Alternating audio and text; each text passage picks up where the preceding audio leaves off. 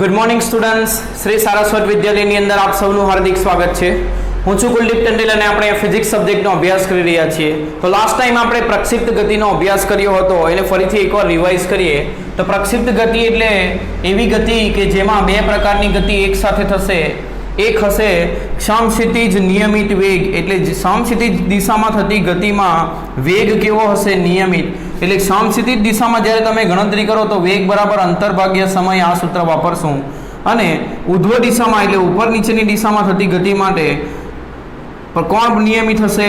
તો પ્રવેગ નિયમિત હશે. એટલે ઉધ્વ નિયમિત પ્રવેગી ગતિ, બે પ્રકારની ગતિ એક સાથે થશે, જેવી ગતિને શું કહેવાય? પ્રક્ષિપ્ત ગતિ.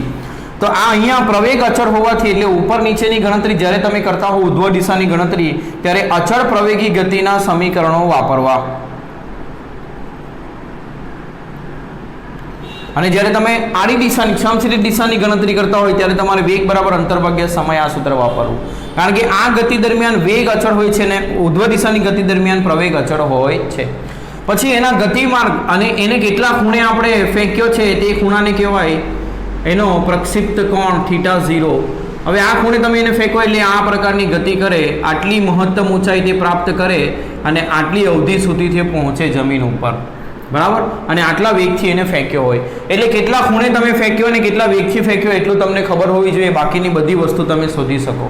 આ મહત્તમ ઊંચાઈએ પહોંચતા લાગતો સમય તમે કેવી રીતે શોધો છો? તો V0 sin θ0/g, આ એનું સૂત્ર છે. પછી અહીંથી જમીન પર ફરી પાછો પડતા એને કેટલો સમય લાગે? તો ઉડ્ડયનનો સમય તે આનો ડબલ હોય એટલે 2V0 sin θ0/g, આ સૂત્રથી તમે શોધો છો. પછી મહત્તમ ઊંચાઈ, કેટલી ઊંચાઈએ પહોંચે મહત્તમ, તેનું સૂત્ર છે V0² sin² θ0/2g. અને કેટલી અવધિ સુધી જમીન પર કેટલી દૂર પહોંચે તેનું જે સૂત્ર છે તે આવશે V0² sin 2θ0/g. તો આ બધા સૂત્રોનો ઉપયોગ કરીને તમે કોઈ પણ વસ્તુ શોધી શકો. મહત્તમ ઊંચાઈએ પહોંચતા લાગતો સમય, જમીન પર પાછો આવતા લાગતો સમય એટલે ઉડ્ડયનનો કુલ સમય, મહત્તમ ઊંચાઈ કેટલી અથવા તો કેટલો અંતર તે જમીન પર કાપે છે આમ આડી દિશામાં, સમક્ષિતિજ દિશામાં, એટલે કે અવધિ. આ રીતે તમે શોધી શકો, બરાબર. અને બીજું આ જે ગતિમાર્ગ છે એનો, જેમાં y અને x આમ કેવી રીતે બદલાય છે, એ સમીકરણને કહેવાય ગતિપથનું સમીકરણ. અને એ કેવું હોય? તો y બરાબર tan θ0 × x minus g/2 V0² cos² θ0 × x². આ સમીકરણ કેવા પ્રકારનું હોય? તો પરવલયાકારનું સમીકરણ છે. એટલે એનો ગતિમાર્ગ કેવો હોય? પરવલયાકાર ગતિપથ હોય. એટલે પ્રક્ષિપ્ત પદાર્થનો ગતિપથ પરવલયાકાર હોય. આટલી વસ્તુ તમારા મગજમાં હોય તો તમે દાખલા સોલ્વ કરી શકશો, બરાબર. એને સોલ્વ કરવાની ઇઝી રીતો પણ હું તમને સમજાવીશ. ધારો કે આ બધા સૂત્રો યાદ ના રહે તો શું કરવાનું એ, બરાબર. પણ એક્ઝામ આવે છે તો એક્ઝામ પર્પઝથી પહેલાં આપણે આ ટોપિકને પૂરો કરીએ અને ફરી પાછું ડીપમાં થોડો એ ટોપિક હું તમને સમજાવીશ એક્ઝામ બાદ, બરાબર. અત્યારે ટેસ્ટ આવે છે એટલા માટે આપણે આ ટોપિક ફટાફટ રીતે પૂરો કરીએ. પણ આમાં કોઈ પણ કન્ફ્યુઝન આવે તો તમે મને ચોક્કસ પૂછી શકો, તો જ એનું સોલ્યુશન તમને મળશે, બરાબર. હવે આપણે આગળના ટોપિક તરફ વધીએ. તો આ જે અવધિ છે, હવે તમે વિચારો, આટલા ખૂણે મેં પદાર્થને ફેંક્યો તો તે અહીં પડ્યો, પણ ધારો કે ઓછા ખૂણે ફેંક્યો તો તે અહીં પડ્યો હોત, એટલે આટલું જ અંતર કાપ્યું હોત. વધારે ખૂણે ફેંક્યો તો તે હજુ નજીક પડ્યો હોત. એટલે જેમ જેમ તમે પ્રક્ષિપ્ત કોણ બદલશો તેમ તેમ તમારી પ્રાપ્ત થતી અવધિ બદલાશે. એટલે કેટલી દૂર જમીન પર જાય છે તે બદલાશે. તમે વિચારો, કોઈ પદાર્થને તમે આમ ફેંકો તો અહીંયા પડે, હજુ આમ ફેંકો તો આમ પડે, હજુ ઉપર ફેંકો તો આમ પડે. એટલે અલગ અલગ અવધિએ પહોંચે છે. જો આ R1 અવધિ પહેલાં ફેંક્યો તે આ R2 અવધિ ને આ R3 અવધિ અલગ અલગ અંતરે પહોંચે છે. તો કયા ખૂણે તમે એને પ્રક્ષિપ્ત કરો તે ખૂણો અગત્યનો છે, બરાબર. તો મહત્તમ અવધિ ક્યારે મળશે તેની ગણતરી આપણે કરીએ. તો આપણો નવો ટોપિક છે મહત્તમ અવધિ. કયો ટોપિક છે? મહત્તમ અવધિ. એને Rmax વડે દર્શાવાય. હવે પહેલા તો એ શોધીએ કે અવધિ મહત્તમ ક્યારે મળે. અવધિ મહત્તમ ક્યારે મળે? તો અવધિનો જે સૂત્ર છે એને જુઓ તમે, R બરાબર V0² sin 2θ0/g. હવે એમાં g તો બદલી નહીં શકીએ, તો 9.8 જ રહેવાનો ને શરૂઆતનો વેગ જેટલા વેગથી ફેંકીએ છીએ તે જ વેગ રાખવાનો છે. તમે ખૂણો બદલો છો તો આ મહત્તમ થવા માટે આ જે sin 2θ0 છે એ બી મહત્તમ થવું જોઈએ. એટલે R બરાબર Rmax થવા માટે sin 2θ0 પણ કેવું થવું જોઈએ? મહત્તમ. હવે sin થીટા એ મહત્તમ કેટલું થાય? તો sin ની કિંમત તમે જુઓ તો sin 0 ડિગ્રી 0 થાય, પછી 30 ડિગ્રી 1/2 થાય, 60 ડિગ્રી √3/2 થાય અને 90 ડિગ્રી 1 થાય. એટલે એનું મહત્તમ કિંમત એ 1 મળે છે. સાઇન કે કોસની મહત્તમ કિંમત કેટલી મળે છે? 1. એટલે આ આરમેક્સ મહત્તમ થવા માટે આ મહત્તમ થવું જોઈએ, તે મહત્તમ કેટલું થાય? 1. એ ક્યારે મહત્તમ થાય? તો જ્યારે ખૂણો કેટલો હોય? 90 ડિગ્રી હોય. એટલે આ જે ખૂણો છે 2θ0 તે કેટલો હોવો જોઈએ? 90 ડિગ્રી. એનો મતલબ θ0 કેટલો હોવો જોઈએ? 90/2 એટલે 45 ડિગ્રી. એનો મતલબ એવો થયો કે પથ્થરને તમે 45 ડિગ્રીએ ફેંકશો તો તે મહત્તમ અંતર સુધી જશે. જો તમે 45 થી વધારે 45 ડિગ્રી ફેંકો તો અહીંયા સુધી પહોંચે છે. 45 થી ઓછું વધારે ફેંકશો વધારે ખૂણે તો એ અહીં એનાથી નજીક પડશે. એનાથી ઓછા ખૂણે ફેંકશો તો બી એ નજીક પડશે. એટલે મહત્તમ અવધિ ક્યારે પ્રાપ્ત કરે? જ્યારે તમે એને કેટલા ડિગ્રીએ ફેંકો? 45 ડિગ્રીએ. એટલે જ્યારે તમે હવે કોમ્પિટિશન કરો તમારા મિત્ર સાથે, પથ્થર કોણ દૂર ફેંકશે તો તમારે શું કરવાનું? કેટલા ખૂણે ફેંકવાનો? સમશ્રીત સાથે 45 ડિગ્રીના ખૂણે, તો તે મહત્તમ અંતર સુધી જશે. ખ્યાલ આવ્યો? હવે તે કેટલો જશે એ પણ શોધીએ. આ આપણે શોધ્યું કે કયા ખૂણે હોય તો મહત્તમ અવધિ પ્રાપ્ત કરે. બરાબર? મહત્તમ અવધિ ક્યારે પ્રાપ્ત કરે? જ્યારે પ્રક્ષિપ્ત કોણ કેટલો હોય? θ0 = 45. તો rmax કેટલું હશે તે શોધવા માટે શું કરીએ?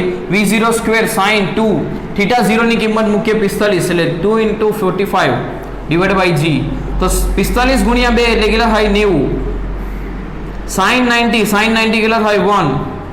તો એ 1 કિંમત મૂકીએ તો v0² g જવાબ આવશે. એટલે મહત્તમ અવધિ કેટલી પ્રાપ્ત કરે?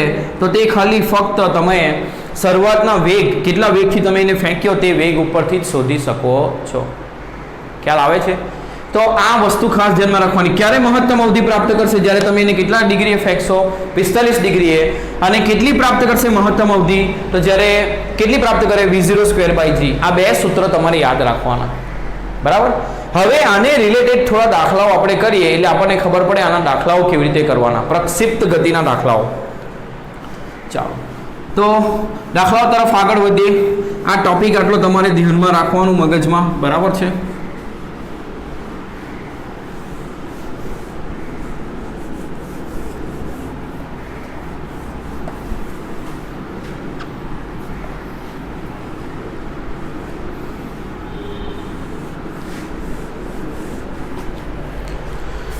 ચાલો ઉદાહરણ નંબર 4.7. ગેલિલીઓએ તેના પુસ્તક 2 ન્યૂ સાયન્સીસમાં એવું વિધાન કર્યું છે 45 ડિગ્રીના ખૂણા સાથે સમાન તફાવત ધરાવતા બે જુદા જુદા કોણે પદાર્થને પ્રક્ષિપ્ત કરવામાં આવે તો તેમની અવધિ સમાન હોય છે. આ વિધાન સાબિત કરો. એટલે શું કીધું છે? આપણે એવી વસ્તુ સાબિત કરવાની 45 ડિગ્રી સાથે સમાન તફાવત ધરાવતા ખૂણા. તો પહેલો ખૂણો લઈએ થીટા, જે 45 સાથે થીટા જેટલો તફાવત ધરાવે છે. આલ્ફા જેટલો તફાવત ધરાવે છે. ધારો કે 45 સાથે કેટલો તફાવત ધરાવે છે? આલ્ફા. બીજો ખૂણો લઈએ થીટા, જે 45 સાથે આલ્ફા જ તફાવત ધરાવતો હોવો જોઈએ. તો જો 45 સાથે આલ્ફા તફાવત ધરાવતો ખૂણો 45 પ્લસ થીટા થાય ને 45 માઇનસ થીટા થાય. એટલે કે ધારો કે મેં બે ખૂણા લઉં, આલ્ફા બરાબર 10 લેવું તો 10 ઉમેરો તો કેટલો થાય? 55. અને 10 બાદ કરો તો કેટલું થાય? 35. આ બે ખૂણા એવા છે જે 45 સાથે સમાન તફાવત ધરાવે છે. 45 35 વચ્ચે તફાવત 10, 45 55 વચ્ચે પણ તફાવત 10. બંનેનો તફાવત સરખો એવા બે ખૂણા લેવાના. તો આ બંને ખૂણા માટે અવધિ સમાન મળે છે એવું સાબિત કરવાનું છે. બરાબર? તો એ સાબિત કરીએ. તો પહેલા ખૂણા માટે અવધિ શોધીએ. તો અવધિનું સૂત્ર શું હતું? v0² sin 2θ0. હવે 2θ1 પહેલો ખૂણો θ1 લીધો છે આપણે / g. ચલો θ1 ની કિંમત મૂકીએ. તો θ1 ની કિંમત શું છે? 45 + આલ્ફા ભાગ્યા g. તો v0² sin 45 × 90 + 2 alpha / g. sin 90 + theta કેટલા થાય? sin સાથે 90 હોય એટલે sin નું શું થાય? cos. 90 એટલે કયું ચરણ? બીજું ચરણ. બીજા ચરણમાં sin કેવું હોય? પ્લસ, એટલે cos બી પ્લસ આવશે. એટલે આ જવાબ આવ્યો આપણો R1 નો. પહેલા ખૂણા માટેની અવધિ આટલી મળી. ચાલો બીજા ખૂણા માટે અવધિ શોધીએ. બીજો ખૂણો R2 બરાબર v0² sin 2θ2 મૂકવાનું ભાગ્યા g. ચાલો v0² sin 2θ2 બરાબર કેટલા? 45 માઇનસ આલ્ફા ભાગ્યા g. તો 45 × 90 થશે એટલે sin 90 - 2 આલ્ફા / g. ચલો sin સાથે 90 છે એટલે sin નું શું થશે? cos 90 - 2 આલ્ફા એટલે cos 2 આલ્ફા પ્લસ કે માઇનસ? તો 90 માઇનસ એટલે પહેલું ચરણ. પહેલા ચરણમાં sin પ્લસ આવે એટલે આ બી પ્લસ આવશે. એટલે જો બંને R1 અને R2 અવધિ કેવી આવી? સમાન આવી. તો આ સાબિત થયું R1 = R2. તો એના પરથી આપણે નોંધ એવી યાદ રાખશું કે એવા બે ખૂણા જે 45 સાથે સમાન તફાવત ધરાવતો હોય તે બંને માટે અવધિ સમાન આવે. જેમ કે 45 સાથે 20 તફાવત ધરાવતો ખૂણો કયો? એક તો 25, 20 બાદ કરો તો 25 મળે, 20 ઉમેરો તો 65 મળે. આ બંને માટે અવધિ સમાન મળે. એટલે તમે 25 ડિગ્રી ફેંકશો તો અહીંયા પડે, તો 65 ડિગ્રી એ પણ અહીંયા જ પડશે. ખ્યાલ આવે? આનો મતલબ આવો થાય. તો આપણને ખબર કેવી રીતે પડશે જો શોર્ટમાં ગણવું હોય તો આટલું ડિફિકલ્ટ કરવાની જરૂર નથી. તમારે શું કરવાનું? તો જે બે ખૂણાઓનો સરવાળો 90 થાય તેમના માટે અવધિઓ સમાન મળે.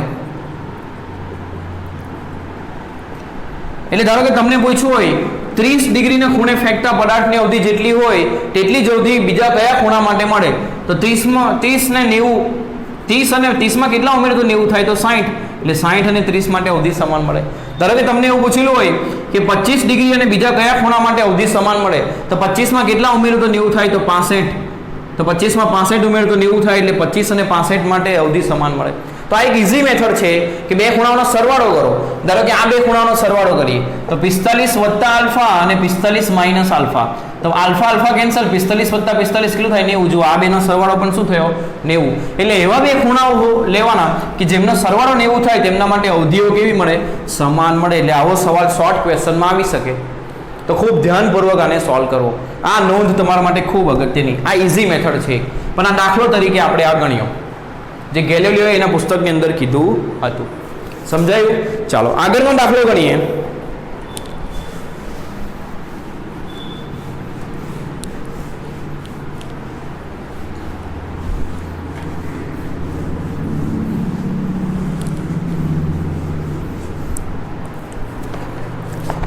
દાખલા નંબર 4.8. એક પર્વતારોહક જમીનથી 490 મીટર ઊંચે પર્વતની ધાર પર ઊભો છે. એટલે કે પર્વતારોહક આ પર્વતની ધાર પર કેટલી ઊંચાઈએ? તો 490 મીટર ઊંચાઈએ ઊભો છે.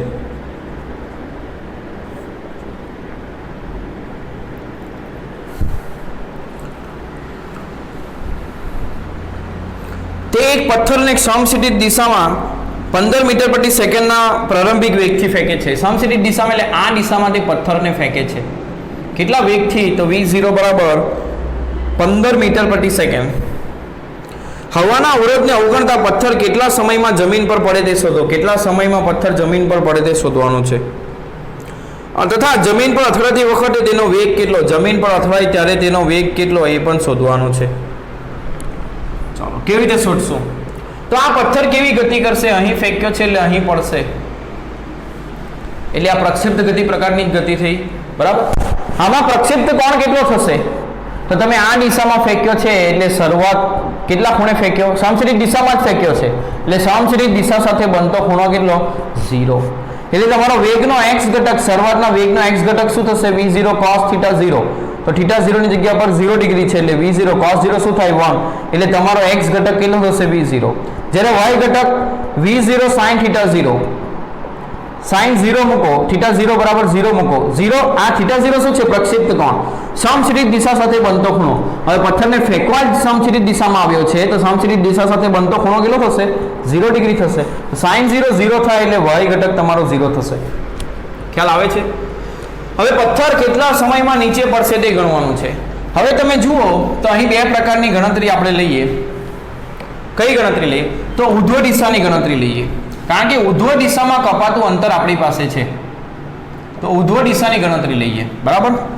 તો ઉર્ધ્વ દિશામાં એટલે y ઘટક લેવાના બધાના. તો ચાલો શરૂઆતનો વેગ y ઘટક કયો છે? 0. અત્યારે તારવ્યો આપણે. બરાબર? પછી કાપેલું અંતર એ ઉપરથી નીચે આટલું અંતર કાપે. ઉપરથી નીચે આ દિશામાં અંતર કાપે. પદાર્થ આમ ગયો છે પણ તમે જુઓ તો આ દિશામાં ઉપર નીચે કપાતું અંતર કેટલું છે? 490. એટલે કપાયેલું અંતર y દિશામાં કેટલું છે? 490. ઉપરથી નીચે એટલે માઇનસ લખીએ. એનો પ્રવેગ કેટલો? તો -g એટલે -9.8 લઈએ. રકમમાં જોવાનું, જો 10 કીધું હોય તો 10 લેવાનું, પણ 9.8 જ કીધું છે એટલે 9.8 જ લઈએ. બરાબર? -9.8. તો અહીંથી પદાર્થને ઉધ્વ દિશામાં આટલું અંતર કાપતા કેટલો સમય લાગે? જો પથ્થર અહીંયા પડે એટલે શું કરે? પથ્થર બે ગતિ કરે. એક આમ આટલું અંતર કાપ્યું અને આમ આટલું અંતર કાપ્યું. પરંતુ અહીંયા પડ્યો એટલે આ અંતર કપાતા ને આ અંતર કપાતા લાગતો સમય તો કેવો? સરખો જ. બરાબર? એટલે પથ્થર જ્યારે અહીંયા પડે ત્યારે તે આટલું અંતર કાપીને નીચે આવે તો આટલું અંતર કાપતા એને કેટલો સમય લાગે? તે જ પથ્થરને નીચે આવતા લાગતો સમય છે. તો અહીં સમય શોધવાનો છે. તો કયું સૂત્ર વાપરીએ? હવે ઉધ્વ દિશામાં ગતિ કેવી હોય? અચળ પ્રવેગથી. તો અચળ પ્રવેગી ગતિના સમીકરણ આપણે અહીંયા વાપરી શકીએ. તો અચળ પ્રવેગી ગતિના સમીકરણ વાપરીએ તો અચળ પ્રવેગી ગતિના સમીકરણ શું આવે? y બરાબર y0 plus v0t plus half at². પર બધાના y ઘટક લેવાના. એટલે શું કરવાનું? જુઓ હવે અહીં y દિશામાં ગતિ થાય છે એટલે x ની જગ્યા પર y લખું છું. y0 પછી આનો પણ y ઘટક લેવાનો v0y અને પ્રવેગનો પણ y ઘટક લેવાનો v0 at². અને પ્રવેગ y દિશામાં જ છે એટલે બધા ઘટક તમે y લખ્યા છે એટલે ફરીથી આ ન લખો તો ચાલે. બરાબર? ચાલો શરૂઆતમાં એટલે જ્યાંથી શરૂઆત કરે આ તેને આપણે 0 યામ લઈએ. બરાબર? જ્યાંથી શરૂઆત કરી એને ઉગમ બિંદુ લઈએ એટલે આ 0 કહેવાય. તો આ શરૂઆતનો યામ શું થાય? 0. v0y એનો વેગનો y ઘટક 0 એટલે 0 × t પણ 0 થશે. હાફ પ્રવેગ કેટલો? -9.8 × t². અને કાપેલું અંતર કેટલું? -490. આ 0 0 એટલે 0 થઈ જશે. -490 બરાબર 9.8 ભાગ્યા 2 કેટલા થશે? 9.8 ભાગ્યા 2 ને આમ જ રાખીએ. 9.8 ભાગ્યા 2 × t². માઇનસ માઇનસ બંને બાજુથી કેન્સલ. તો t² બરાબર 2 ને અહીંયા ગુણો એટલે 490 ગુણ્યા 2 ભાગ્યા 9.8. આને કેલ્ક્યુલેટરની અંદર કરીએ તો 490 ગુણ્યા 2 ભાગ્યા 9.8 તો એ કેટલા થશે? 100. t² બરાબર 100 તો t એનું વર્ગમૂળ કાઢો તો શું આવે? +or -10. પણ -10 સમયમાં શક્ય નથી એટલે 10 સેકન્ડ. એટલે 10 સેકન્ડમાં આ પથ્થર જમીન પર પડશે. જો ગણતરી કેવી રીતે કરવાની સરળ રીતે મેં સમજાવ્યું તમને. પ્રારંભિક જ્યાંથી શરૂઆત કરે એને આપણે 0 0 જ લઈએ છીએ એટલે આ શરૂઆતનો યામ 0 જ થશે. આને આપણે 0 0 જ લેવાનું છે. બરાબર? આ ઉગમ બિંદુ છે એવું જ સમજવાનું છે અહીં આગળ. હવે તમે જુઓ ઉધ્વ દિશામાં જ્યારે બી ગણતરી કરીએ ત્યારે શું લેવાનું? અચળ પ્રવેગી ગતિ. એટલે અચળ પ્રવેગી ગતિના સમીકરણ વાપરવાના અને બધાના જ ઘટક કયા લેવાના? y. તો આ એક સિમ્પલ લોજિક થયો. બરાબર? તો આ પ્રમાણે આપણો જવાબ આવશે 10 સેકન્ડ. બીજું શું પૂછ્યું છે? તો આપણને એવું પૂછ્યું છે કે જમીન પર અથડાતી વખતે તેનો વેગ કેટલો હશે? એટલે જ્યારે તે જમીન પર અથડાય ત્યારે તેનો વેગ કેટલો હશે તે શોધવાનો છે. હવે જુઓ જમીન પર અથડાય એટલે અહીંયા પહોંચે ત્યારે તેનો વેગ આ દિશામાં કંઈક હશે. તે કેટલો એ શોધવાનું છે. એટલે એના બે અલગ અલગ ઘટક શોધીએ. ચાલો તો પહેલા વેગ અંતિમ વેગનો x ઘટક શોધીએ. હવે અંતિમ વેગ તો હંમેશા સમક્ષિતિજ દિશામાં અંતિમ વેગનો x ઘટક એટલે સમક્ષિતિજ વેગ. સમક્ષિતિજ વેગ આના બે ઘટકો હશે આ રીતે. એક x જે સમક્ષિતિજ દિશામાં અને એક ઉધ્વ દિશામાં તે y. હવે જો આ ઘટક સમક્ષિતિજ દિશાની ગતિ દરમિયાન વેગ અચળ રહેતો હોય. વેગ અચળ એટલે શરૂઆતમાં જેટલો હોય અંતિમ પણ એટલો જ હોય. શરૂઆતમાં કેટલો હતો? x ઘટક v0. તો અંતિમ પણ x ઘટક કેટલો હશે? v0 જ હશે. હવે ઉધ્વ દિશાની ગણતરી કરીએ તો y ઘટકની ગણતરી કરીએ તો y ઘટકમાં કેવી ગતિ થાય? અચળ પ્રવેગી ગતિ. એટલે અચળ પ્રવેગી ગતિના સમીકરણ વાપરીએ તો v બરાબર v0 પ્લસ at સમીકરણ વાપરીએ તો એની અંદર બધા ઘટક કયા લેવાના? y. બરાબર? તો y ઘટક શોધીએ. શરૂઆતનો y ઘટક શું છે? 0. પ્રવેગ કેટલો છે? -g. અને નીચે આવતા સમય કેટલો લાગ્યો? 10 સેકન્ડ એટલે 10. તો આ 9.8 g બરાબર -9.8 × t. હવે જુઓ આ જે વેગનો y ઘટક છે તે નીચેની દિશામાં છે એટલે એને -vy લઈએ. ઉપરથી નીચેની દિશામાં છે એટલે -vy. બરાબર? તો -vy બરાબર શું આવશે? -9.8 ગુણ્યા 10 એટલે -vy બરાબર 9.8 ગુણ્યા 10 એટલે 98 અને માઇનસ માઇનસ પ્લસ એના પરથી vy બરાબર -98 મીટર પ્રતિ સેકન્ડ આવ્યું. એટલે અંતિમ વેગના બે ઘટક શોધ્યા આપણે. અહીંયા જે અંતિમ વેગ v છે જમીન પર અથડાય ત્યારે તેના બે ઘટક શોધ્યા. x ઘટક કેવી રીતે શોધ્યો? તો x દિશામાં વેગ અચળ હોય એટલે એ વેગ બદલાય જ નહીં. એટલે શરૂઆતમાં આટલો તો અંતિમ પણ આટલો જ. y ઘટક કેવી રીતે શોધ્યો? તો y દિશામાં ગતિ કેવી થાય? અચળ પ્રવેગી ગતિ. એટલે અચળ પ્રવેગી ગતિનું સમીકરણ વાપર્યું અને બધાના ઘટક એ સમીકરણમાં કેવા લીધા? y લીધા. બરાબર? તો આ અંતિમ વેગને સદિશ સ્વરૂપે લખીએ તો કેવી રીતે લખાય? vx i cap વત્તા vy j cap. તો vx i cap એટલે v0 i cap, vy j cap એટલે -98 j cap. તો v0 કેટલું છે 15 એટલે 15 i cap વત્તા -98 j cap આ આપણો અંતિમ વેગ થશે. હવે એનું મૂલ્ય અને દિશા શોધવી હોય તો શોધી શકીએ, બરાબર. વેગનું મૂલ્ય કીધું હોય તો મૂલ્ય શોધીએ. તો અથડાતી વખતે તેનો વેગ કેટલો છે એવું કીધું છે, તો વેગ તો શોધાઈ ગયો પણ છતાં પણ એનું મૂલ્ય શોધી નાખીએ. તો વેગનું મૂલ્ય કેટલું આવશે? તો વેગનું મૂલ્ય બરાબર વર્ગમૂળમાં ઘટકોનો વર્ગનો સરવાળો એટલે 15 નો વર્ગ વત્તા 98 -98 નો વર્ગ. માઇનસ નો વર્ગ પ્લસ જ થશે એટલે આપણે કરીએ 15 નો વર્ગ, 15 નો વર્ગ થાય 225 અને 98 નો વર્ગ કરીએ માઇનસ નો વર્ગ પ્લસ જ થાય 9604. એમાં 225 ઉમેરીએ અને જે જવાબ આવે તેનું વર્ગમૂળ કાઢીએ તો આવશે 99.14 મીટર પ્રતિ સેકન્ડ. આ અંતિમ વેગ આટલા મૂલ્યનો હશે. ખ્યાલ આવ્યો? એટલે દરેક ગણતરી બે પ્રકારની થાય છે, એક સમક્ષિતિજ એક સિરલંબ. સમક્ષિતિજ ગણતરી વખતે તમારે વેગને અચળ લેવાનો અને સિરલંબની ગણતરી વખતે તમારે પ્રવેગને અચળ લેવાનો એટલે અચળ પ્રવેગી ગતિના સમીકરણ વાપરવાના. આ લોજિકથી તમે દાખલા ઇઝીલી સોલ્વ કરી શકો છો. ખ્યાલ આવે છે? ચાલો આગળ વધીએ, બીજો દાખલો ગણીએ.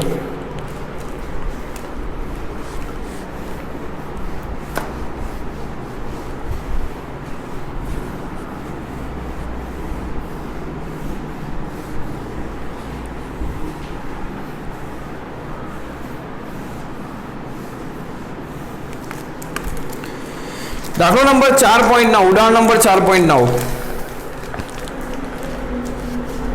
ઉદાહરણ નંબર 4.9 શું કીધું છે? તો સમક્ષિતિજ સાથે 30 ડિગ્રીના ખૂણે એક ક્રિકેટ બોલને, એટલે સમક્ષિતિજ સાથે કેટલો ખૂણો બનાવે તેને શરૂઆતનો ખૂણો કહેવાય પ્રક્ષિપ્ત કોણ. એટલે તે લઈ લઈએ આપણે θ0 બરાબર કેટલું 30 ડિગ્રી. બોલને આટલા વેગથી એટલે શરૂઆતનો વેગ કિલો 28 મીટર પ્રતિ સેકન્ડના વેગથી ફેંકવામાં આવે. પહેલું, બોલ માટે મહત્તમ ઊંચાઈ. તો મહત્તમ ઊંચાઈનું સૂત્ર v0 square sin square θ0 by 2g. કિંમત મૂકે, g બરાબર કંઈ કીધું નથી એટલે આપણે 9.8 લઈશું. તો v0 સ્ક્વેર 28 નો વર્ગ sin સ્ક્વેર 30 ભાગ્યા 2 × 9.8 તો 28 નો વર્ગ sin 30 એટલે 1/2 નો વર્ગ થાય 1/4 એટલે 2 × 98. આ કરીએ કેલ્ક્યુલેટરની અંદર 28 × 28 ભાગ્યા 2 ભાગ્યા 9.8 ભાગ્યા 4 એટલે આપણો જવાબ આવશે 10. તો મહત્તમ ઊંચાઈ કેટલી થશે 10 મીટર. આ પહેલો જવાબ આવ્યો.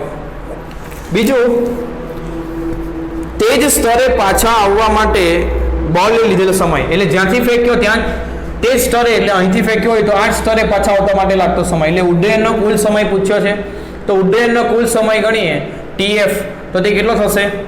TF બરાબર શું થાય 2v0 sin θ0 by g. So 2 × 28 sin 30 divided by 9.8 sin 30 થશે 1/2. 28 દુ 56 થાય 9.8 અને 1/2 એટલે 1/2 બે નીચે આવશે. તો 56 ભાગ્યા 9.8 ભાગ્યા 2 કરીએ. 56 ભાગ્યા 9.8 ભાગ્યા 2 તો જવાબ થશે 2.85 2.857 એટલે 2.86 સેકન્ડ આટલો સમય લાગશે. ચાલો આગળ કરીએ. ફેંકવામાં આવેલ બિંદુથી બોલ તે જ ઊંચાઈના જે બિંદુએ પડે છે તે બિંદુના અંતરની ગણતરી કરો. એટલે કેટલી દૂર પડે છે તેની ગણતરી કરવાની, એટલે અવધિ કહેવાય. અવધિનું સૂત્ર v0 square sin 2θ0 by g. તો v0 સ્ક્વેર એટલે 28 નો વર્ગ sin 2θ0 એટલે 30 દુ 60 ભાગ્યા 9.8 sin 60 કેટલા થાય √3/2 એટલે શું કરશું √3/2. તો શું કરીએ 28 × 28 ગુણ્યા 1.73 ડિવાઇડ બાય 9.8 ડિવાઇડ બાય 2 એટલે આપણો જવાબ આવશે 69.2 મીટર, એટલે આટલે દૂર પડશે. તો આ બધા જવાબો ઇઝીલી સૂત્ર ઉપરથી આવી ગયા, એટલે થોડું સહેલું હતું એવું કહી શકાય. બરાબર છે? ચાલો તો હવે આગળના ટોપિક તરફ વધીએ. તો તો એ જે ટોપિક છે એનું નામ છે નિયમિત વર્તુળમય ગતિ. ટોપિકનું નામ શું છે? નિયમિત વર્તુળ ગતિ. હવે જો આમ જોવા જઈએ તો આ ટોપિક હું તમને આ રીતે સમજાવવા નથી માંગતો, પણ અત્યારે ટેસ્ટ આવે છે આપણી યુનિટ ટેસ્ટ, જેની અંદર બુકનો પોર્શન આપણે આ લેવાનો છે, એટલા માટે હું તમને જેટલું લિમિટેડ બુકની અંદર છે એટલી વસ્તુ પહેલાં સમજાવું, પછી એને ડીપમાં તમને સમજાવીશ. આ પ્રક્ષિપ્ત ગતિ પણ થોડું ડીપમાં સમજાવીશ, અને આ જે નિયમિત વર્તુળમય ગતિ છે બરાબર એ પણ તમને ડીપમાં સમજાવીશ. પણ અત્યારે જે ચોપડીની અંદર જે પોર્શન છે એટલો પોર્શન આપણે પહેલાં પૂરો કરીએ. આ બહુ સરસ ટોપિક છે, પણ ક્યાંથી શરૂ થાય એ ચોપડીની અંદર આપ્યું નથી, ડાયરેક્ટ જ તમને એની ગણતરીઓને બધું આપી દીધું છે, અને નિયમિત વર્તુળ ગતિ આવો ડાયરેક્ટ ટોપિક લખીને એ જ સમજાવી દીધો છે. બાકી વર્તુળમય ગતિ એ બે પ્રકારની આવે, નિયમિત અનિયમિત, એ કેવી રીતે આવે એ બધું સમજાવીશ તમને. બરાબર, ચાલો આગળ વધીએ. ટોપિકનું નામ છે નિયમિત વર્તુળ ગતિ. ટોપિકનું નામ શું છે? નિયમિત વર્તુળ ગતિ. તો નિયમિત શબ્દ કોના માટે વાપર્યો? વર્તુળ ગતિ એટલે પદાર્થ વર્તુળાકાર માર્ગે ગતિ કરે, અને નિયમિત એટલે જેનો વેગ અચળ હોય, એટલે અચળ વેગથી કયા માર્ગે ગતિ કરે? વર્તુળાકાર માર્ગે. અચળ વેગથી વર્તુળાકાર માર્ગે ગતિ, તેને કઈ ગતિ કહેવાય? નિયમિત વર્તુળમય ગતિ. બરાબર, એટલે એનો ગતિ માર્ગ કેવો હશે? વર્તુળાકાર હશે. એનો ગતિ માર્ગ કેવો હશે? વર્તુળાકાર હશે. ખ્યાલ આવે છે? અને જેની ત્રિજ્યા કંઈક હશે. હવે આ વર્તુળમય ગતિમાં પ્રવેગ શોધવાનો છે આપણે. શું શોધવાનું છે? પ્રવેગ. તો વર્તુળમય ગતિ ચાલે છે એટલે સમતલમાં ગતિ. તો સમતલમાં ગતિમાં વેગ હંમેશા કઈ દિશામાં હોય? તો ગતિમાર્ગને દોરેલા સ્પર્શકની દિશામાં. તો ધારો કે શરૂઆતમાં પદાર્થ અહીં છે, આ પી બિંદુએ, અને પછી તે આવે છે પી ડેશ બિંદુએ. બરાબર, તો આ શરૂઆતનો સ્થાન સદિશ લખું આર, અને અંતિમ સ્થાન સદિશ દોરું આર ડેશ. ખ્યાલ આવે છે? તો સ્થાનાંતર કેટલું થયું?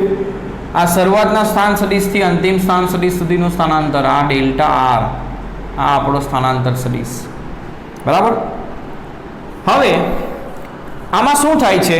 તો જુઓ, અહીં આગળ વેગની દિશા શોધીએ તો આ બિંદુએ આ વર્તુળ માર્ગ કયા માર્ગે ગતિ કરે છે? આમ. આપણે આમ લીધું છે વર્તુળ માર્ગની દિશા, એટલે સ્પર્શક પણ એ માર્ગની દિશામાં લેવાનો, આ દિશામાં. તો આ દિશામાં સ્પર્શક દોરો તો તમારો શરૂઆતનો વેગ આ મળે. પી ડેશ પાસે તમે સ્પર્શક દોરો તો તમારો અંતિમ વેગ આ મળે. એટલે આ તમારા બે વેગ થયા, વી અને વી ડેશ, શરૂઆતનો અને અંતિમ વેગ. બરાબર, ધારો કે આ બે સ્થાન સદિશ વચ્ચેનો ખૂણો જે છે તે થીટા છે. કેટલો છે? થીટા. હવે થોડું સમજજો. હવે પ્રવેગ ક્યારે ઉદ્ભવે? જ્યારે વેગ બદલાય. અહીં તો મેં તમને શું કીધું? વેગ અચળ રહે છે. તો પછી પ્રવેગ ક્યાંથી આવ્યો? તો વેગ એ સદિશ રાશિ છે, એટલે એની અંદર બે વસ્તુ આવે, મૂલ્ય અને દિશા. મૂલ્ય એનું અચળ છે, પણ એની દિશા બદલાય છે. જુઓ, દરેક જગ્યાએ દિશા બદલાતી જાય છે, કારણ કે સમતલમાં થતી ગતિ માટે તત્કાલીન વેગ કઈ દિશામાં આવે? તો ગતિમાર્ગને દોરેલા સ્પર્શકની દિશામાં. બરાબર, એટલે વેગ કઈ દિશામાં આવશે? વેગની દિશા ગતિમાર્ગને દોરેલા સ્પર્શકની દિશા.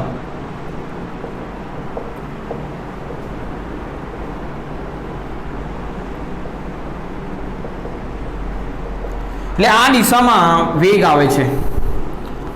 કોઈ પણ જગ્યાએ વેગ શોધવો હોય તો ગતિમાર્ગને સ્પર્શક દોરવાનો, એટલે વેગની દિશા બદલાય છે, એટલે વેગ બદલાયો જ કહેવાય. મૂલ્ય બદલાય અથવા દિશા બદલાય, બેમાંથી કોઈ પણ એક બદલાય એટલે વેગ બદલાયો કહેવાય. વેગ બદલાયો એટલે શું ઉદ્ભવ્યું કહેવાય? પ્રવેગ ઉદ્ભવ્યો કહેવાય. બરાબર, તો એ પ્રવેગ કેટલો હશે ને કઈ દિશામાં હશે તે શોધીએ. પણ દિશા શોધવા માટે આપણે એવું કરીએ કે આ જે ખૂણા છે તેનો એક લંબ દ્વિભાજક દોરીએ, તે જેને આ બે સરખા ભાગમાં વહેંચે. બરાબર, હવે પ્રવેગ, સરેરાશ પ્રવેગ આપણે કેવી રીતે લખીએ? તો સરેરાશ પ્રવેગ બરાબર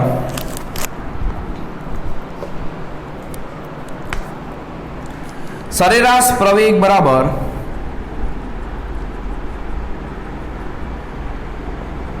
શું થાય? વેગમાં ફેરફાર ભાગ્યા સમયગાળો. એટલે સરેરાશ પ્રવેગની દિશા એ વેગમાં ફેરફારની દિશામાં આવશે. બરાબર, ચાલો. તો વેગમાં ફેરફાર જુઓ કઈ દિશામાં થાય, એ જ દિશામાં શું આવશે? સરેરાશ પ્રવેગ આવશે. તો વેગમાં ફેરફાર એટલે શું શોધવાનું? વી ડેશ અંતિમ વેગ માઇનસ પ્રારંભિક વેગ ભાગ્યા સમયગાળો. એટલે અંતિમ વેગ અને પ્રારંભિક વેગની બાદબાકી કરવાની. તો બાદબાકી આપણે કેવી રીતે કરીએ છીએ યાદ કરો. બરાબર, ધારો કે આપણે ડેલ્ટા વી શોધવું હોય તો આપણે શું કરતા હોઈએ છીએ? અંતિમ વેગ માઇનસ પ્રારંભિક વેગ. એટલે આપણે શું કરીએ? અંતિમ વેગની અંદર પ્રારંભિક વેગનો ઋણ બાદ ઉમેરીએ. ચાલો, તો અંતિમ વેગ કઈ દિશામાં છે તે પહેલા હું દોરી દઉં. તો અંતિમ વેગ અહીંથી દોરું, આ બિંદુથી, તો તે આ દિશામાં છે. તો એ જે દિશામાં છે એ દિશામાં દોરી દઉં અંતિમ વેગ. આ દિશામાં છે અંતિમ વેગ, આ રહ્યો કયો? V dash. તેના શીર્ષ પર કોને દોરવાનું મારે? Minus V dash, minus V ને. વી આ દિશામાં હોય તો માઇનસ વી આ દિશામાં આવે, એની વિરુદ્ધ દિશામાં, એટલે આ દિશામાં આવશે માઇનસ વી. હવે પહેલાના પૂછથી છેલ્લાના શીર્ષ એટલે આ જે સદિશ મળશે તે સદિશ કયો હશે? Delta V. અને આ દિશામાં શું આવશે? પ્રવેગ. તો જુઓ, પ્રવેગ કઈ દિશામાં આવ્યો? કેન્દ્ર તરફની દિશામાં આવ્યો. એટલે પ્રવેગની દિશા કઈ હોય? તો કેન્દ્ર તરફની દિશા હોય. ખ્યાલ આવે છે? તો ડેલ્ટા વી ની દિશામાં એ પ્રવેગ આવે છે. બરાબર.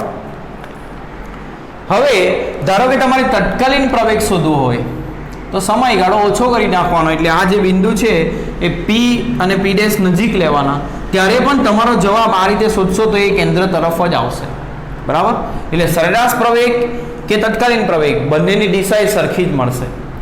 હવે તત્કાલીન પ્રવેગનું જો સૂત્ર શોધીએ તો તત્કાલીન પ્રવેગ એ બરાબર શું થાય? તો તત્કાલીન પ્રવેગ શોધવા માટે આપણે શું કરતા હોઈએ? સમયગાળાનું લક્ષ 0 તરફનું લઈએ. બરાબર. અને શું કરીએ? તો delta v by delta t. આ સૂત્રની અંદર સમયગાળાનું લક્ષ શું લઈએ? 0 તરફનું લઈએ. હવે જો ફક્ત એનું મૂલ્ય શોધવું હોય તો આ જે વેગ સરેરાશ પ્રવેગ છે એનું ખાલી મૂલ્ય જ લખવાનું. એટલે વેગમાં થતા ફેરફારનું મૂલ્ય ભાગ્યા સમયગાળો. બરાબર. ચાલો, હવે delta v by delta t શોધવાનું છે. તો આ કેવી રીતે શોધવાનું એના માટે થોડું ધ્યાન આપો. તો આ ત્રિકોણ ધ્યાનમાં લો, એક OPP ડેશ, OPP ડેશ. બરાબર. અને બીજો ત્રિકોણ ધ્યાનમાં લો, જે આ ત્રિકોણ છે GHI.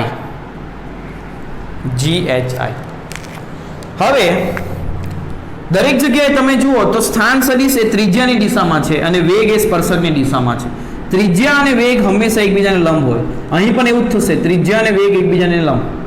એટલે સ્થાન સદિશ અને વેગ હંમેશા એકબીજાને લંબ હોય. કોની અંદર? વર્તુળમય ગતિની અંદર. તો સ્થાન સદિશ અને વેગ સદિશ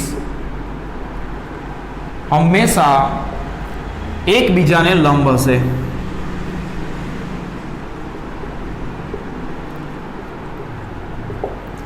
આ બંને એકબીજાને લંબ છે, તેથી શું થશે? હવે થોડું ધ્યાન આપો. અહીં આગળ R અને R' વચ્ચેનો ખૂણો θ છે. હવે જુઓ, વેગ એ હંમેશા સ્થાન સદિશને લંબ દિશામાં છે. વેગ એ હંમેશા સ્થાન સદિશને લંબ દિશામાં છે. R' અને V' વચ્ચેનો ખૂણો 90 છે અને R અને V વચ્ચેનો ખૂણો 90 છે. તો R અને R' વચ્ચે જે ખૂણો હશે તે જ ખૂણો V અને V' વચ્ચે હશે. તે જ ખૂણો કોની વચ્ચે હશે? V અને V' વચ્ચે. એટલે R અને R' વચ્ચેનો ખૂણો આપણે θ લીધો છે, ડેલ્ટા θ લઈએ એને. તો R અને R' વચ્ચેનો ખૂણો ડેલ્ટા θ છે, તો V અને V' વચ્ચેનો ખૂણો પણ ડેલ્ટા θ થશે. કેમ? કારણ કે બંને R અને R' સાથે સરખો ખૂણો બનાવે છે, V અને V', એટલા માટે. તો જુઓ, V' ની દિશા મેં તમને સમજાવ્યું એ પ્રમાણે સદિશની દિશા વચ્ચેનો ખૂણો લેવાનો. તો V' ની દિશા માઇનસ V ની દિશા આ છે, તો V ની દિશા આ થશે. આ કોની દિશા? V ની દિશા. અને આ કોની દિશા? V' ની દિશા. તો બે દિશા વચ્ચેનો ખૂણો V અને V' વચ્ચેનો ખૂણો પણ કેટલો થશે? ડેલ્ટા θ. એટલે એની સામેનો ખૂણો આ ખૂણો પણ કેટલો થશે? ડેલ્ટા θ. એટલે આ ત્રિકોણમાં આ ખૂણો ડેલ્ટા θ કેવી રીતે આવ્યો તે ખબર પડી GHI ની અંદર. બરાબર. તો આ ત્રિકોણ GHI ની અંદર આ જે ખૂણો છે એ ડેલ્ટા θ આવશે. હવે તમે જુઓ, આ બે ત્રિકોણની અંદર આ બે ખૂણા સરખા છે. બરાબર. તો આ જે બંને ત્રિકોણ છે GHI અને OPP ડેશ એ સમરૂપ ત્રિકોણ થશે. એટલે ત્રિકોણ OPP ડેશ અને ત્રિકોણ GHI સમરૂપ ત્રિકોણો છે. તો સમરૂપ ત્રિકોણોની સંગતતા ઉપરથી આપણે એક વસ્તુ લખીએ. શું લખીએ? સંગતતા કેવી આવશે? OPP' એ કોના સાથે એકરૂપ થશે? GHI સાથે. બરાબર? તો આપણે શું કરીએ? પહેલા આ એક બાજુમાં આપ લખીએ PP'. શું લખીએ? PP'. તેનો ભાગાકાર કરીએ OP સાથે. OP તો તેના બરાબર અહીં શું લખાશે? PP' ની જગ્યા પર HI અને OP ની જગ્યા પર GH. તો આના પરથી PP' કેટલું છે? તો PP' એટલે સ્થાનાંતર સદિશ ડેલ્ટા R નું લંબાઈ, એટલે ડેલ્ટા R નું મૂલ્ય કહેવાય. OP એટલે કેટલું થશે? સ્થાન સદિશ R ની લંબાઈ, એટલે સ્થાન સદિશ R નું મૂલ્ય કહેવાય. HI એટલે ડેલ્ટા V ની લંબાઈ, એટલે ડેલ્ટા V નું મૂલ્ય કહેવાય.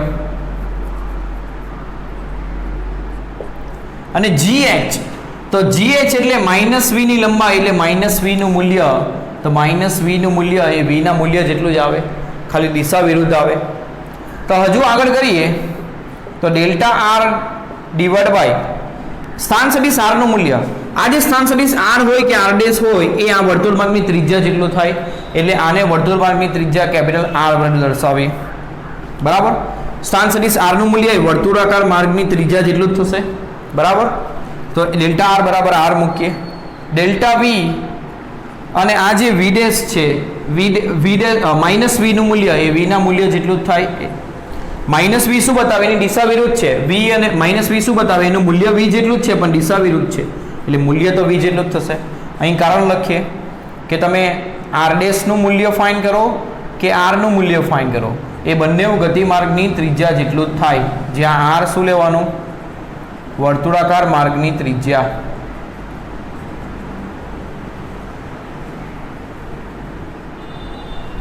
હવે આગળ ગણતરી કરીએ તો આગળ ગણતરી કરવા માટે હું ઉપરનો પોર્શન ભૂસી નાખું છું અહીંયાનો.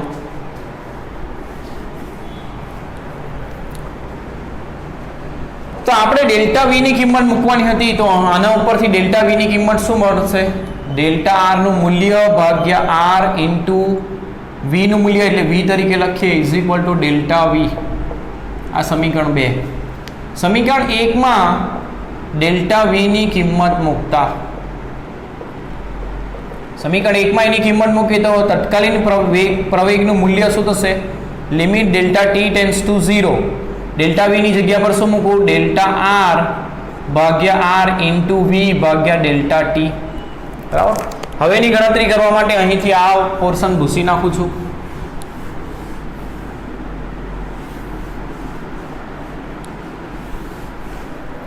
તો શું આવશે? તત્કાલીન પ્રવેગનું મૂલ્ય બરાબર. હવે કોણ અચળ છે? જે અચળ પર હશે તે બહાર આવી જશે. વર્તુળમાર્ગની ત્રિજ્યા બદલાતી નથી ને વેગનું મૂલ્ય એ અચળ છે. કારણ કે અત્યારે આપણે જોયું આ કેવી ગતિ? નિયમિત વર્તુળમય ગતિ. નિયમિત એટલે એનો વેગનું મૂલ્ય અચળ, એટલે V અચળ અને R અચળ એને બહાર લઈ લઈએ. તો V ભાગ્યા R અને શું લખાશે? Limit delta t tends to 0 delta R by delta t. તો યાદ કરો આ કોનું સૂત્ર થશે? dr by dt. સ્થાનનું સમયની સાપેક્ષે વિકલન, તો સ્થાનનું સમયની સાપેક્ષે વિકલન શું બતાવે? વેગ જ બતાવે. એટલે તત્કાલીન પ્રવેગનું મૂલ્ય કેટલું આવ્યું? v²/r. અને આ પ્રવેગની દિશા, એની દિશા એ હંમેશા એ વર્તુળના કેન્દ્ર તરફ હોય, વર્તુળના કેન્દ્ર તરફ હોય છે.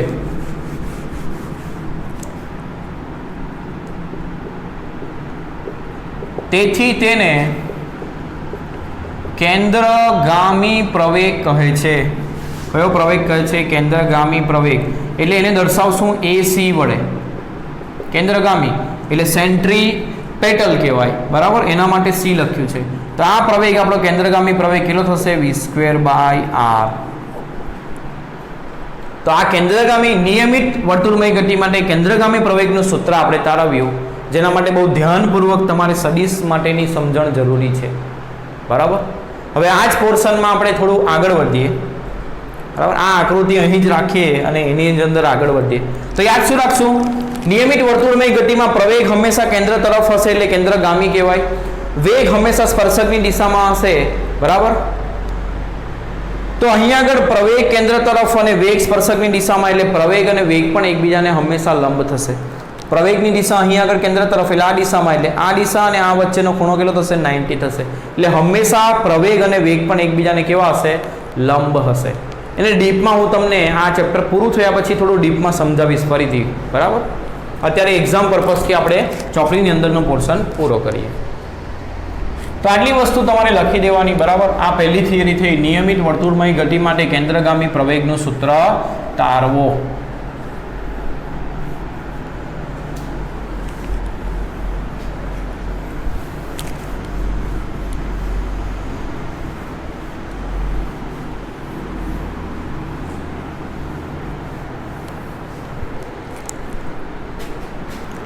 હવે પદાર્થ જુઓ, અહીં સ્થાનાંતર કેવું કરે છે? તો પદાર્થ આમ ગતિ કરીને અહીં આવ્યો એટલે પદાર્થે આટલો ખૂણો કાપ્યો કહેવાય. તો આ જે ખૂણામાં એનું કપાયેલું અંતર છે એને કહેવાય કોણીય સ્થાનાંતર. એટલે વર્તુળમય ગતિમાં સ્થાનાંતર આપણે કેવું લઈશું? કોણીય સ્થાનાંતર. એટલે કેવી રીતે દર્શાવશું એને? ડેલ્ટા થીટા વડે. બરાબર, ખ્યાલ આવે છે?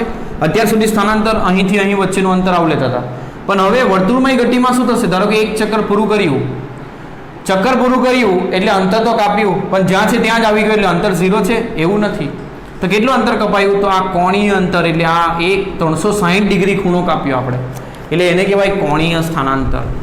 બરાબર, તો વર્તુળમય ગતિમાં સ્થાનાંતર કોને સ્વરૂપમાં લખશું? કોણીય સ્થાનાંતરના રૂપમાં. બરાબર, બીજો ટર્મ આવશે કોણીય વેગ. બીજું ટર્મ કયું આવશે? કોણીય વેગ. એને ઓમેગા વડે દર્શાવાય. તો જેવી રીતે વેગ આવતો હતો, વેગ બરાબર સ્થાનાંતર ભાગ્યા સમયગાળો, તે જ રીતે કોણીય વેગ બરાબર શું આવશે?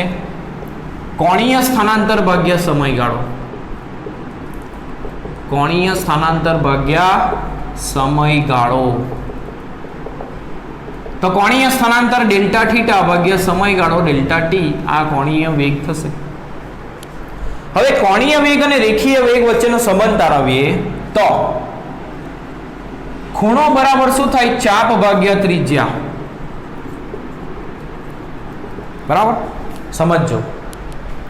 ખૂણો બરાબર શું થાય? ચાપ ભાગ્યા ત્રિજ્યા. તો આ ખૂણો ડેલ્ટા થીટા બરાબર ચાપ કઈ છે? પી પી ડેશ. ચાપ પી પી ડેશ ભાગ્યા એ વર્તુળ માર્ગની ત્રિજ્યા કેટલી લીધી છે આપણે? R, capital R. બરાબર, તો ચાપ પી પી ડેશ એટલે કપાયેલું કુલ અંતર છે. ચાપ પી પી ડેશ એટલે કપાયેલું કુલ અંતર છે. તો કપાયેલ કુલ અંતરને ડેલ્ટા એસ વડે લખીએ ભાગ્યા આર, જ્યાં ડેલ્ટા એસ શું છે? કાપેલું કુલ અંતર. તો ડેલ્ટા થીટાની જગ્યા પર આપણે આ વસ્તુ મૂકી શકીએ. બરાબર, ડેલ્ટા થીટાની જગ્યા પર આ અહીં મૂકી શકીએ. તો ડેલ્ટા થીટાની કિંમત આ સમીકરણને 3 નંબર આપે. કિંમત સમીકરણ 3 માં મૂકતા, તો સમીકરણ 3 માં મૂકીએ તો ઓમેગા બરાબર શું થશે? ડેલ્ટા એસ ભાગ્યા ડેલ્ટા ટી ભાગ્યા r. Delta s by r મૂક્યું. કાપેલું કુલ અંતર ભાગ્યા સમયગાળો એટલે ઝડપ કહેવાય. તો ઝડપ v ભાગ્યા, ઝડપ એટલે વેગનું મૂલ્ય, તો v ભાગ્યા આર એટલે ઓમેગા અને કોણીય વેગ અને રેખીય વેગ વચ્ચેનો સંબંધ શું છે? ઓમેગા બરાબર v બાય આર, એટલે v is equal to r omega રખાય. આને શું કહેવાય? કોણીય વેગ અને રેખીય વેગ વચ્ચેનો સંબંધ. તો કોણીય વેગ શું બતાવશે?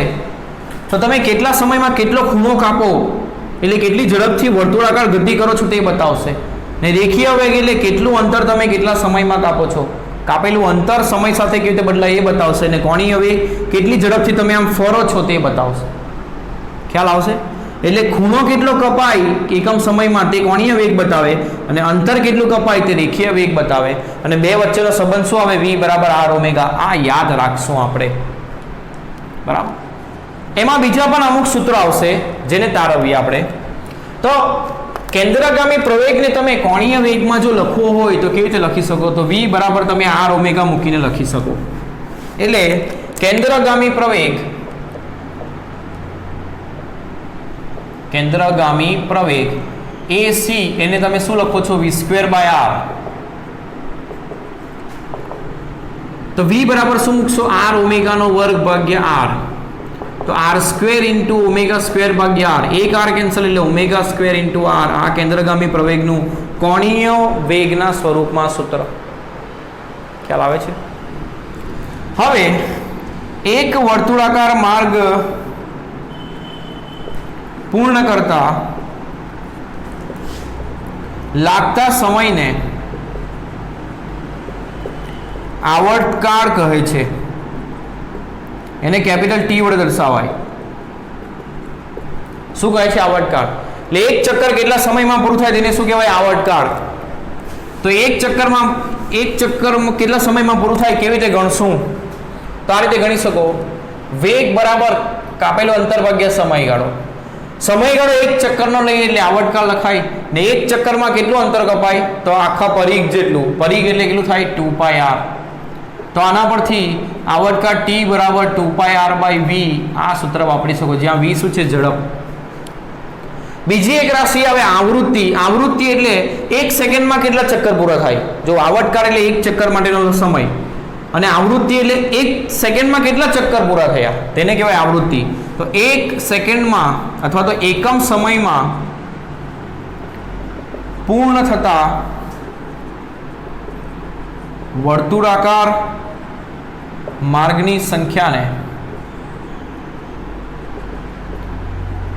આવૃત્તિ એને ન્યુ વડે દર્શાવાય. જો આ v નથી, v ને વાંકો લખ્યો છે આમ ન્યુ, અથવા તો ઘણી વખત f પણ કહેવાય. આવૃત્તિને ઇંગ્લિશમાં કહેવાય ફ્રીક્વન્સી એટલે f પણ લખાય, પણ મોટે ભાગે ન્યુ સિમ્બોલ વપરાય છે. આવૃત્તિ કહે છે. તો આવૃત્તિનું સૂત્ર થશે આવર્તકાળનો વ્યસ્ત. એટલે આનો વ્યસ્ત કરો તો આવૃત્તિ ન્યુ બરાબર શું થશે? v/2πr. જો આ v વેગનો છે ને આ ન્યુ છે, એને શું વંચાય? ન્યુ. v વાંકો કરી નાખવાનો, એને કહેવાય આવૃત્તિ. આવર્તકાળનો એકમ શું થશે? તો સમયગાળો છે એટલે સેકન્ડ જ થશે, પણ આવૃત્તિનો એકમ એ 1/સેકન્ડ થાય, જેને કહેવાય હર્ટ્ઝ. એને શું વંચાય? હર્ટ્ઝ. આ રીતે તમારે વાંચવાનું છે. હર્ટ્ઝ. HZ લખાય, કેપિટલ H અને સ્મોલ z. આવૃત્તિ એટલે એક સેકન્ડમાં પૂર્ણ થતા ચક્કરની સંખ્યા અને આવર્તકાળ એટલે એક ચક્કર પૂરું કરતા લાગતો સમય. ખ્યાલ આવે છે? તો હવે આગળનો દાખલો કરીએ. ઉદાહરણનો દાખલો નંબર 4.10. દાખલો નંબર 4.10.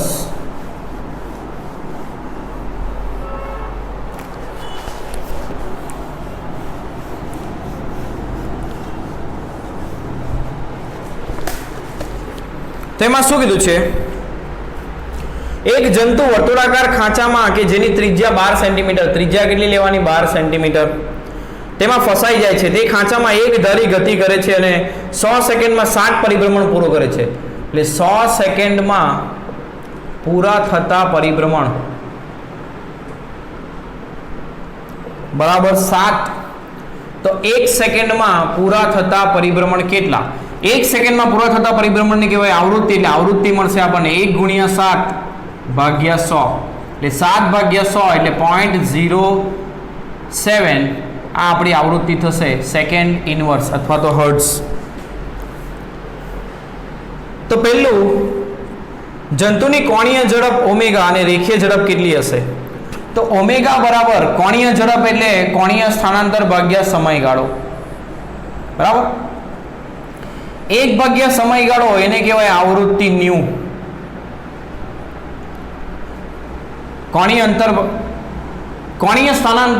વેગ એટલે શું થશે? કોણીય સ્થાનાંતર ભાગ્યા સમયગાળો. હવે કુલ સમયગાળો ખબર નથી, પણ 1 સેકન્ડમાં પૂર્ણ થતા ચક્કરનો સમયગાળો આપણી પાસે હોઈ શકે. બરાબર? તો એક ચક્કરમાં પૂરા થતો સમયગાળો લઈએ તો એ આવર્તકાળ કહેવાય. ને એક ચક્કરમાં કાપેલું કોણીય અંતર એટલે એક ચક્કર પૂરું કરે તો કેટલું અંતર કાપે? 360. એને રેડિયનમાં લખીએ તો શું લખાય? 2π. બરાબર? એટલે 2π/t થાય. અને 1/t બરાબર આવૃત્તિ થાય તો 2π. 1/t ને આવૃત્તિ મૂકી લે 2π ન્યુ આપણો જવાબ આવશે. તો ઓમેગા બરાબર કેવી રીતે ગણશો 2 × 3.14 અને ન્યુ બરાબર 0.07 તો એનો એકમ શું થશે એનું મૂલ્ય શું થશે ને એકમ શું થશે 3.14 ગુણ્યા 0.07 ગુણ્યા 2 બરાબર થશે 0.439 તો 0.439 એટલે 44 લખીએ એનો એકમ શું થાય તો કોણીય સ્થાનાંતર ખૂણો આપણે રેડિયનમાં લખીએ અને સમયગાળો સેકન્ડમાં લખીએ એટલે આટલા રેડિયન પ્રતિ સેકન્ડ આ એકમ આપણે એક જોવાના રહી ગયા જે અહીંયા લખ્યો છે એટલે ધ્યાનમાં રાખવાનું કોણીય આનો એકમ શું થશે રેડિયન પ્રતિ સેકન્ડ ખૂણાનો એકમ રેડિયન અને સમયગાળાનો સેકન્ડ તો 0.44 રેડિયન પ્રતિ સેકન્ડ થશે હવે રેખીય ઝડપ પૂછી છે તો રેખીય ઝડપ અને કોણીય ઝડપ વચ્ચેનો સંબંધ આપણને ખબર છે v r ઓમેગા તો r બરાબર 12 સેન્ટીમીટર એટલે 12/100 મીટરમાં થાય અને ઓમેગા 0.44 તો 12 ગુણ્યા 0.44 ડિવાઈડ બાય 100 કરશું તો એનો જવાબ આવશે 0.0528 આટલા મીટર પ્રતિ સેકન્ડ બરાબર આગળ કરીએ બી શું પ્રવેગ સદિશ એ અચળ સદિશ છે અચળ સદિશ એટલે એની દિશા પણ ન બદલાય એવો સદિશ છે હવે જો વર્તુળમય ગતિ એટલે પ્રવેગ કેવો હશે વર્તુળમય ગતિ એટલે પ્રવેગ કેવો હશે કેન્દ્રગામી પ્રવેગ એટલે જુઓ અહીં તમે પ્રવેગ શોધો તો આ કેન્દ્ર તરફની દિશામાં આ દિશામાં અહીં શોધો તો આ દિશામાં કેન્દ્ર તરફની દિશામાં તો દિશા બદલાય છે આમ જોવા જઈએ તો કેન્દ્ર તરફ જ હોય છે પણ અલગ અલગ સ્થાને અલગ અલગ હોય છે એટલે અચળ પ્રવેગ સદિશ અચળ સદિશ નથી એની દિશા બદલાય છે અચળ સદિશ નથી કેમ કે તેની દિશા બદલાય છે કેમ કે તેની દિશા બદલાય છે ત્રીજું શું પૂછ્યું છે બરાબર સી તેનું માન કેટલું હશે કેન્દ્રગામી પ્રવેગનું માન સી એસી તો એસી બરાબર વી છે તમારી પાસે v²/r થી શોધી શકો અથવા તો ઓમેગા બી છે તો ઓમેગા સ્ક્વેર ઇન્ટુ r થી પણ શોધી શકો તો ઓમેગા 0.44 નો વર્ગ ગુણ્યા આ કેટલા 12 સેન્ટીમીટર એટલે 12/100 એટલે 0.12 લખી શકીએ મીટરમાં તો 0.44 ગુણ્યા ઇક્વલ ટુ દબાવ એટલે વર્ગ થઈ જશે ગુણ્યા 0.12 એટલે જવાબ આવશે 0.023 મીટર પ્રતિ સેકન્ડ સ્ક્વેર પ્રવેગ છે એટલે એનો જવાબ શું હશે મીટર પ્રતિ સેકન્ડ સ્ક્વેર ખ્યાલ આવ્યો તો આ રીતે આ દાખલો થશે વર્તુળમય ગતિનો